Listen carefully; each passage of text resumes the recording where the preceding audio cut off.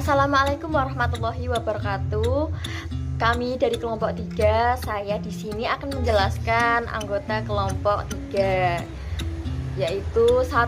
Salsa Rizky Eka Palupi, 2. Bayu Indra Pratama, 3. Anissa Asriyanti, 4. Anas Fahrul Rozi, 5. Yunisa Ivaranindra, saya sendiri. Pengertian penyajian dalam bentuk grafik. Penyajian dalam bentuk grafik atau grafik frekuensi pada hakikatnya merupakan kelanjutan dari pembuatan tabel distribusi frekuensi. Karena dalam membuat grafik harus didasarkan pada tabel distribusi frekuensi. Oleh karena itu, pembuatan tabel distribusi frekuensi harus tetap dalam membuat grafik frekuensi. Data dalam bentuk grafik garis. Grafik garis dibuat biasanya untuk menunjukkan perkembangan suatu keadaan. Perkembangan tersebut bisa naik atau turun.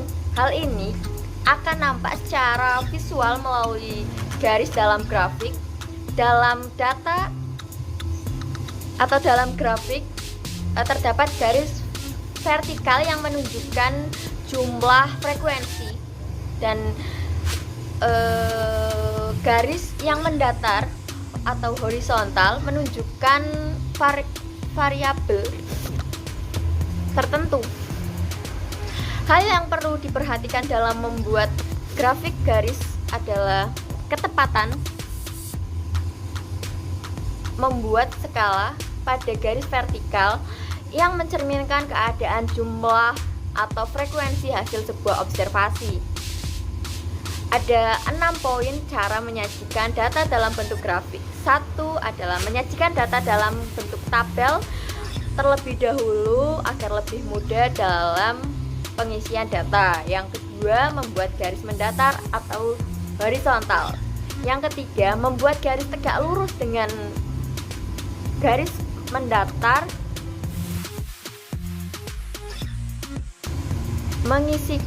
Yang keempat, mengisikan data sesuai dengan letak garisnya. Garis horizontal untuk menunjukkan variabel dan garis vertikal menunjukkan jumlah atau frekuensi variabel tersebut. Membuat titik-titik pasangan pada data pada garis vertikal atau horizontal. Yang keenam, menghubungkan titik-titik tersebut dengan garis. Selanjutnya akan dilanjutkan oleh rekan saya. Silakan. Berikutnya telah disajikan suatu tabel data dan juga grafiknya. Soalnya mengenai nilai rata-rata ujian nasional matematika kelas 6 SD dalam kurun waktu 5 tahun terakhir. Dapat kita lihat dari tabel data pada 2016 nilai rata-rata ujian nasional matematika kelas 6 SD adalah 7,5. Pada 2017 nilai rata-ratanya 8. Pada tahun 2018 nilai rata-ratanya 8,5. Pada tahun 2019 nilai rata-ratanya adalah 8 dan pada tahun 2020 nilai rata-ratanya adalah 9. Untuk menyajikan data-data tersebut ke dalam suatu grafik garis, langkah pertama yang dapat kita lakukan adalah dengan menggambar suatu garis mendatar dan juga garis tegak lurus. Pada garis mendatar dapat kita isi dengan keterangan tahun sesuai dengan tabel data yang telah disediakan, yaitu 2016, 2017, 2018, 2019, dan juga 2020. Lalu pada garis tegak lurus dapat kita isi dengan keterangan nilai rata-rata. Di dalam sini dapat kita isi dengan angka 1 sampai dengan 10. Setelah itu, kita dapat menentukan titik koordinat masing-masing data yang sesuai dengan tabel yang telah disediakan. Yang pertama yaitu pada tahun 2016 nilai rata-ratanya adalah 7,5. Lalu kita dapat menarik garis di grafik dari 2016 kita tarik ke atas ke nilai rata-rata yaitu 7,5 di antara angka 7 dan 8.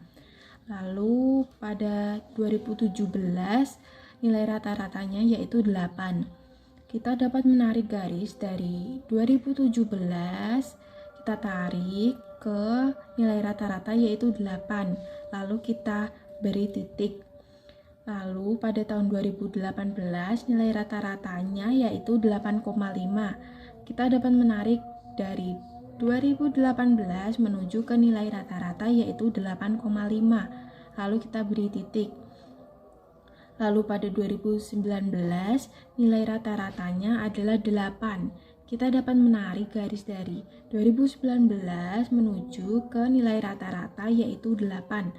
Lalu yang terakhir yaitu pada tahun 2020 nilai rata-ratanya adalah 9. Kita dapat menarik garis dari tahun 2020 ke titik nilai rata-rata yaitu 9. Lalu setelah dibentuk titik-titik ini, kita harus menyatukan titik-titik ini agar dapat membentuk suatu grafik garis. Jadi dari titik 2016 kita tarik garis ke titik 2017. Dari titik di 2017 kita tarik garis ke titik 2018.